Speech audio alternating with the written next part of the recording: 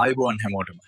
අද මම මාස්ටර් විදියට ඔයාලත් එක්ක කතා කරන්න ආවේ අපේ ගෙවල් වල හැමදාම වගේ පත්තු කරන හැබැයි අපි නොහිතන තරම් භයානක දෙයක් ගැන. ඒ තමයි මෙන්න මේ සුවඳ දුම්බේ මදුරු දඟරේ. මදුරුව එලවන්න කියලා අපි මේක පත්තු කළාට ඇත්තටම මේකෙන් එලවන්නේ මදුරුව විතරක්ද? අපි රෝහල් වලදී දකින දෙයක් තමයි සිගරට් බොන අයගේ පෙනහළු වල තියෙන හානිය. හැබැයි ඔයාලා පුදුම මේ කතාව ඇහුවා. පර්යේෂණ වලින් හොයාගෙන තියෙන දඟරයක් පැය 8ක් දහනය වෙද්දී පිට වෙන PM 2.5 කියන අතිශය කුඩා අංශු ප්‍රමාණය සිගරට් 75ක් 100ක් අතර ප්‍රමාණයකට සමානයි කියලා. අන්න. ඔබ සිගරට් 100ක් එක රැයකින් බොනවා කියලා. පිස්සු වගේ නේද? හැබැයි මේ මధుර දඟරෙන් වෙන්නේ ඒකම තමයි. අපි නිදාගෙන ඉද්දි අපේ පෙනහළු පිරිසිදු කිරීමේ යන්ත්‍රය වගේ මේ දුම ෆිල්ටර් කරන එක. මේකේ තියෙන සුවඳට අපි රැවටුණාට ඇතුලේ තියෙන සුවඳයි කියලා හිතා ගන්න බැරි රසායන ගොඩක්. විශේෂයෙන්ම ෆෝමල්ඩිහයිඩ් කියන පිළිකාකාරකය මధుර දඟර දුමේ ඕන තරම් තියෙනවා.